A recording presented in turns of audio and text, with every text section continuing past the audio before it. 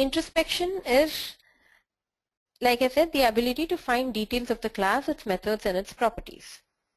And how do we do this? We have methods for this. And these methods are is kind of class, is member of class. These are two important methods.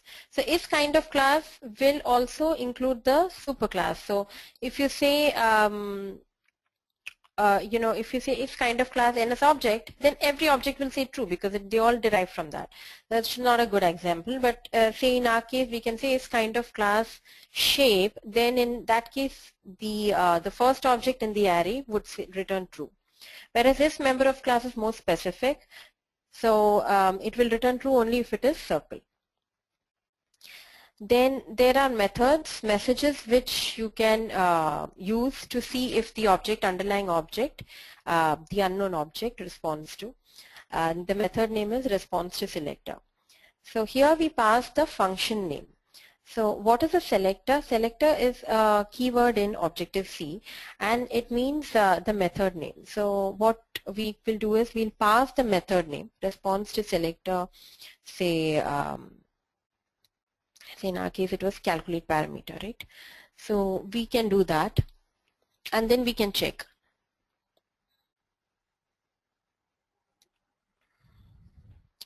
And third is conforms to protocol. So when you say conforms to protocol, it means that this object has implemented the methods which have been defined in that protocol.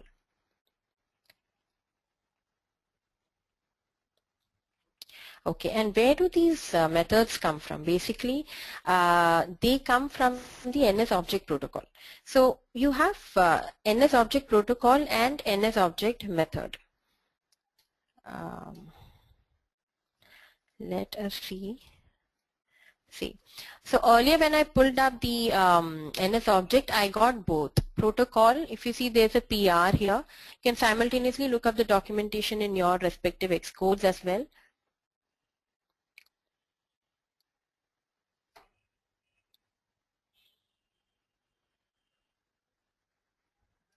Okay. And the second one is the class. So let's check NS object protocol. Yeah. And the classes here are what you see is kind of class, is member of class, response to selector, conforms to. So all these methods have been defined in this protocol. And since NS object class implements this protocol or it conforms to this protocol, therefore it has already implemented these methods in the framework. So you do not have to go ahead and implement these methods. And that's how you get access to them as well to check for introspection.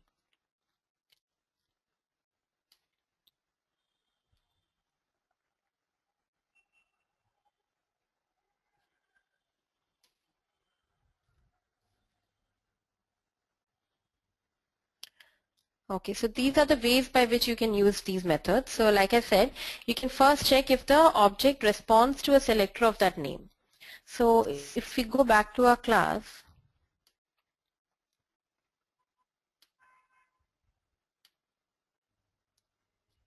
okay.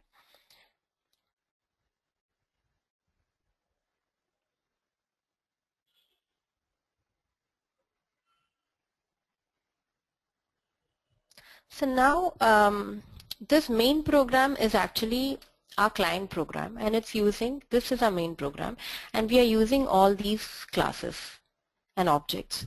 Now the client can be an external program as well. And so we do not know, the external program will not know what are the underlying shapes, what are the underlying objects within the shapes area.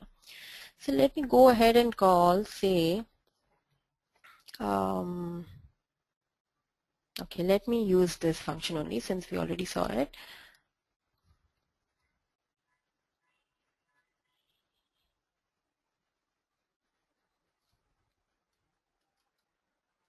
Hello, I'm just,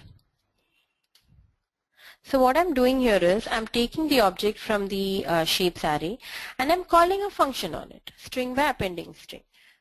Okay, let's see what happens. Yes, so we got an exception. And where did we get the exception? The program came and halted at this line. It says thread 1 and signal. So this is where our app crashed, right? Why? Because obviously object 2 does not have any implementation. The type of the object returned is a circle which came from shape, and there's no way a method called as string by appending string can be invoked, right? So again, please note the compiler did not warn us. So this is what we are saying. How do we stop this? We will use introspection here in this case. And what we'll say is, there are two ways of doing it. The first way is use the if statement. And we'll conditionally call this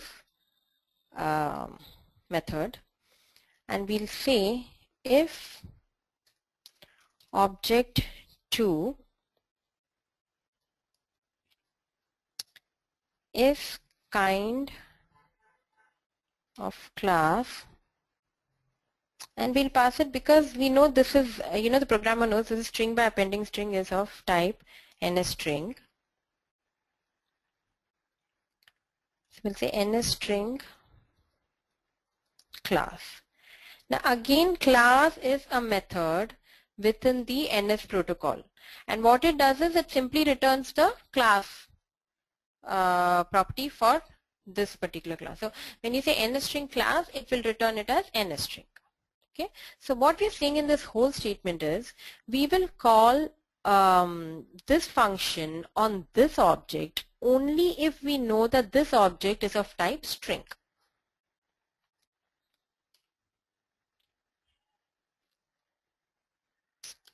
So if you see here, it was never called. So it never went here. We can also see this by using breakpoints. So I'll set a breakpoint here. You just go there and you click on the right-hand margin, left-hand margin, sorry, and you click here. That sets a breakpoint. You can toggle it. So if you click on it, it goes. So let me go a little bit up, ID, then run it. So here you will also see the memory addresses allocated for each of these objects. So I will do not continue program execution, but step over. Okay. And see, it has not gone inside this loop. So that's how I will use introspection to ensure that my program does not crash.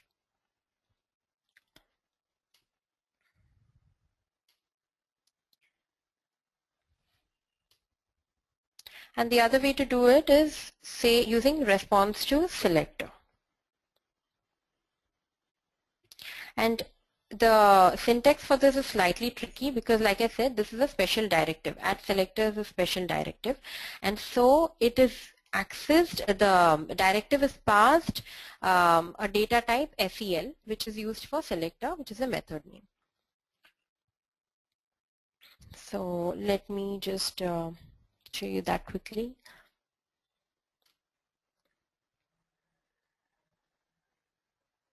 Okay, so here you get the syntax, and here I have to set it. Basically, I will have to set it this value, right? And I will do that using the cell keyword, the cell data type.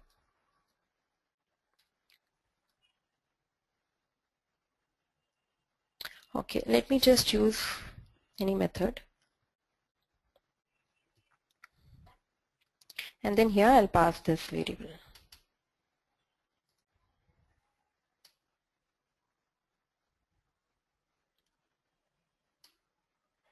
I have to close this method call. Okay.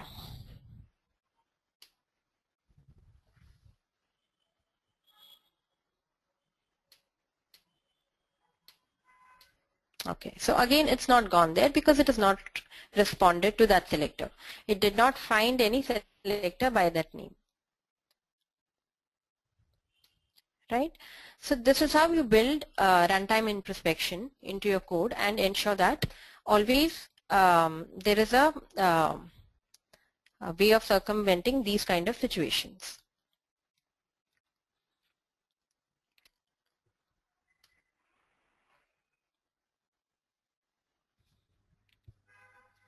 Again, perform selector. So so what you can do is, instead of calling instead of calling the name directly, you can just say perform selector. So in our case, we went ahead and we called the function, but we can do this using perform selector. So basically you're asking the compiler to go ahead and call that function. And if the function has parameters, then you pass it with the second method, which is perform selector with object. Okay, and in NS array, we also can ask the array itself to perform certain methods on the contents of the array based on their class.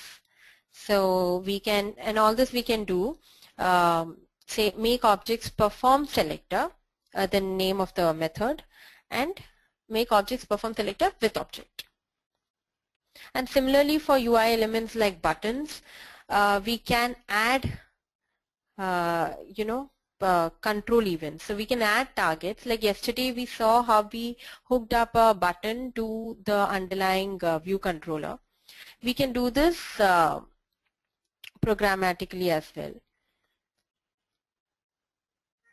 So these are a few examples of how we use a selector. So let's just go ahead and do this. Let's call this storyboard. Okay. Okay, one way to actually find out, condense your storyboard is quickly doing a double click. So it just zooms out. Then if you want to zoom in, you just do a double click again. Then you get it here. Okay. So it's a single page application, and hence I just have, just one view controller.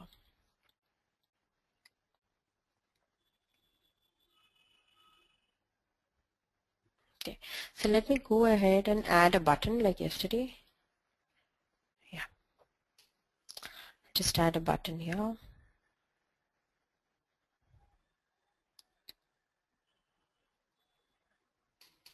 Say, what do I call it? Click here. Yeah, let's call it click here.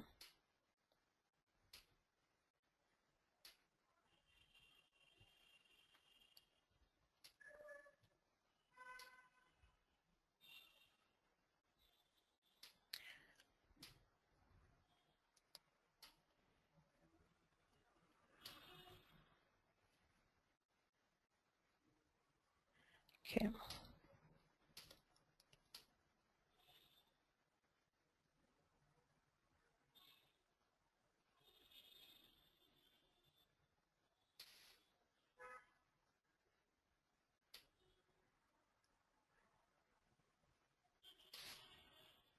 Okay.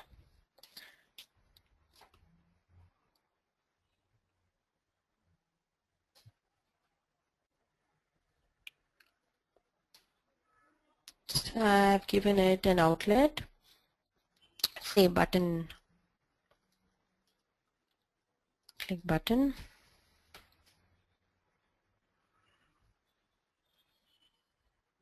Then also an action. So when it's clicked, some action.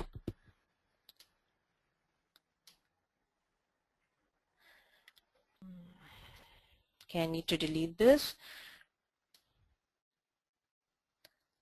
And because I needed to create an action. So by default it's an outlet, and that's what happened.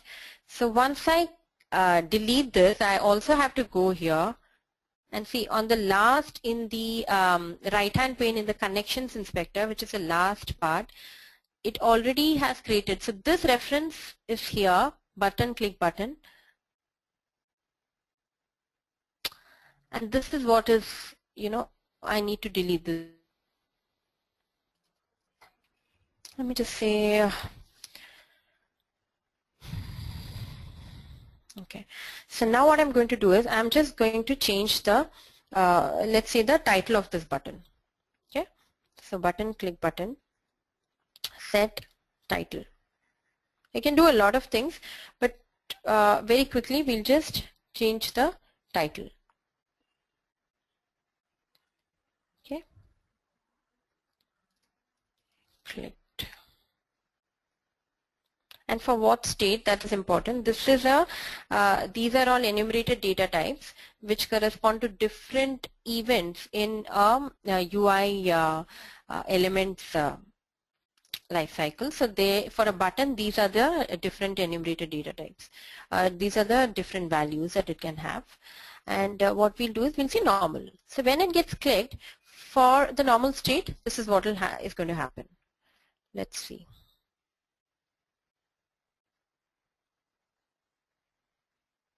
Okay, so I'll remove this breakpoint and I'll say continue program execution. So execution, I'll click here. Clicked. So what happened was it came inside this, it came inside my click button IB action method and it changed the title to clicked. Right? Okay. So let me remove this like yesterday, disable, and then get this here. Okay. So now what I'm going to do is using the selector, I will actually programmatically first I'll add a UI button and then I will call a dynamic method to invoke the action. Okay, so let's see how we do this. So programmatically we are adding the button. So let's just say that, you know, when this button is clicked, let me call the simulator. So if you see the simulator, this is the home page of the simulator, and already all the apps that you have run on it, you will get their you know, icons, just like an iPhone. So click on Hello World, click here, and say clicked. So when I click here and it says clicked, I want a button to appear here. Okay. So obviously the place for me to do that is to add that button is when the button gets clicked here. So let's just go ahead and add that.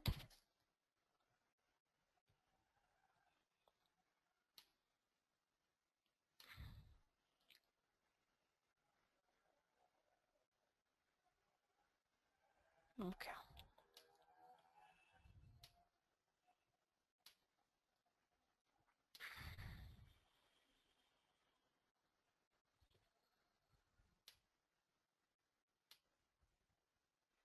Okay. And now I need to still go ahead and create an outlet for this, right? Because I need to access it programmatically. So very important, don't forget to create an outlet.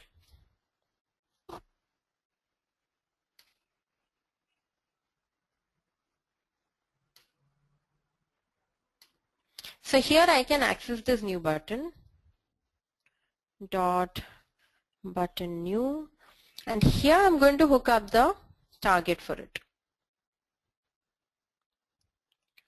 So, so add target would be self, because this particular file itself is going to be the target for it. And the way to move is I am just clicking on the tab button, so it moves to the next placeholder. And here what I'll do is I'll call a function, selector, and right now I'll just call it, say, button pressed. Okay, so this is just a selector. We do not have any implementation for it right now. So for control events, yes, just like in the previous one we had selected the UI control event. Yeah, UI control event touch up inside. So if you see what we did, okay, what we did on the IB, we can also do it programmatically. Okay, and then now what I'm going to do is I'm going to simply implement this method, say button pressed,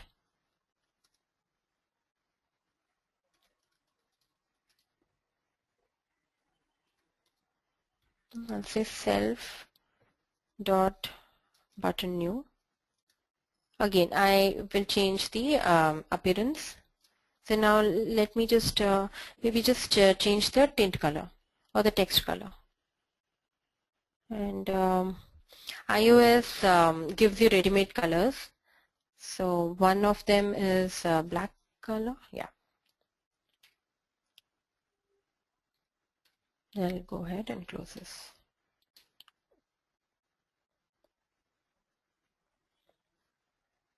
Okay, so now when I click here,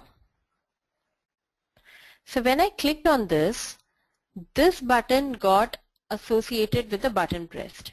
Now when I click on this button, yes, so now the button becomes black. So when I clicked on clicked, this basically it added this function.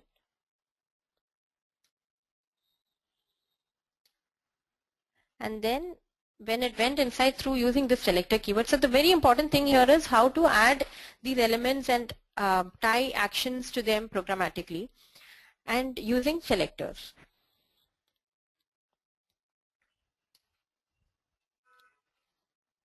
Okay,